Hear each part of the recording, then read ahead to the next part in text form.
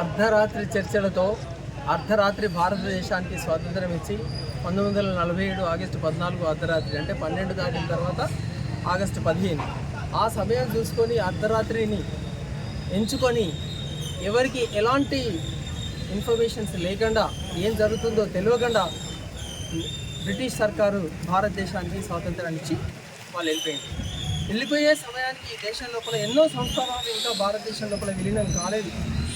అందులోపల ఈ నైజాం సంస్థానం ఒకటి.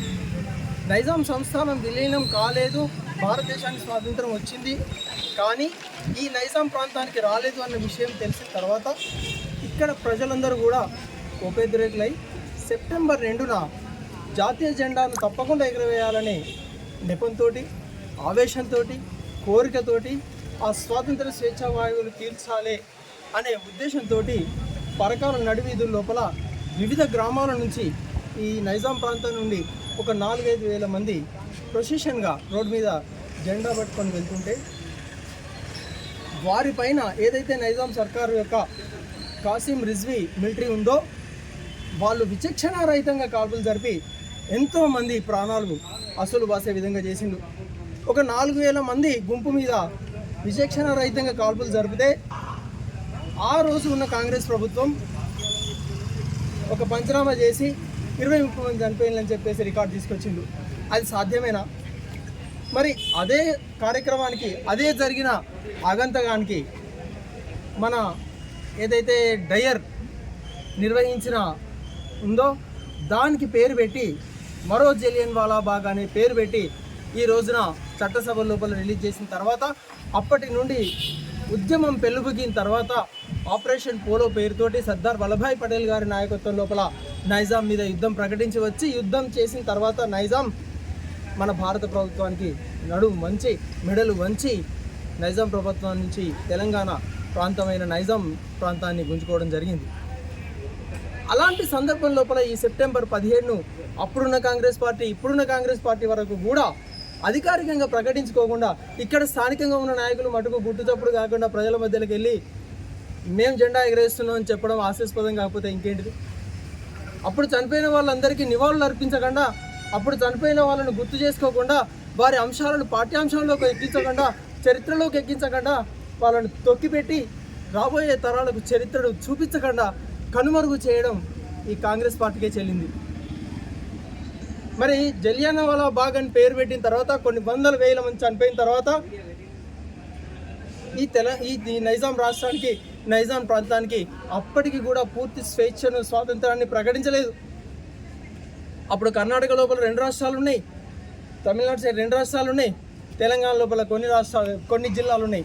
ఈ జిల్లాలన్నింటినీ కలిపి వాటికి విభజిస్తే ఈరోజు కర్ణాటక లోపల వాళ్ళు స్వాతంత్ర దినోత్సవం చేసుకుంటున్నారు, మహారాష్ట్ర లోపల వాళ్ళు స్వాతంత్ర దినోత్సవం చేసుకుంటున్నారు. ఇక్కడ మటుకు స్వాతంత్రం చేసుకోవడానికి అవకాశం లేకుండా నైజాం కంటే ఎక్కువ చేసింది టీఆర్ఎస్ తో. ఇప్పుడు కాంగ్రెస్ ప్రభుత్వం చేస్తుంది అంటే అసలు వీళ్ళు తెలంగాణని వాడుకొని అధికారంలోకి వచ్చి ప్రజలను మట్టుకు ఎవరైతే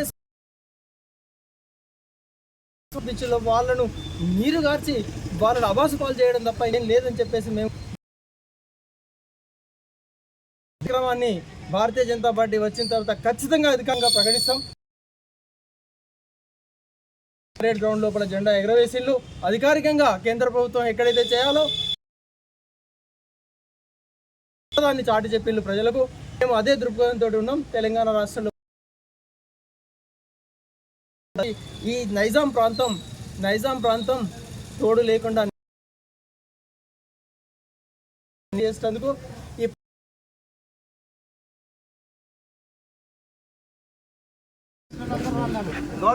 నిజాం 17 చరిత్రలో లిఖింపడ్డ రోజు. ఎందుకంటే స్వాతంత్రం వచ్చినాక కూడా ఇక్కడ హైదరాబాద్ సంస్థాగత రజాకార్ల చేతిలో బందీగా ఉండే. రజాకార్ల అరాచకాలకు ఎందరో తెలంగాణ బిడ్డలు అసలు బాసింది. దానికే ఇది నిదర్శనం, అమరధామం అనేది. వాళ్ళ గుర్తుగా ఈరోజు సెప్టెంబర్ 17న విమోచన దినోత్సవం భారతీయ జనతా పార్టీ కేంద్ర ప్రభుత్వము అధికారికంగా చేస్తుంది. కానీ తెలంగాణ వచ్చిన తర్వాత ఒక ముస్లిం వ్యక్తులకు భయపడి టీఆర్ఎస్ అనుకోండి, కాంగ్రెస్ అనుకోండి, వాళ్ళకు భయపడి తెలంగాణ విమోచన దినోత్సవాన్ని అధికారికంగా జరుపుకోకుండా ఇదో తెలంగాణ కలిసిన రోజులాగా ఒక కుట్ర వన్నిన ఈ కాంగ్రెస్ను బీఆర్ఎస్ను బొందబెట్టాలని యావత్తు తెలంగాణ ప్రజలని కోరుకుంటున్నా.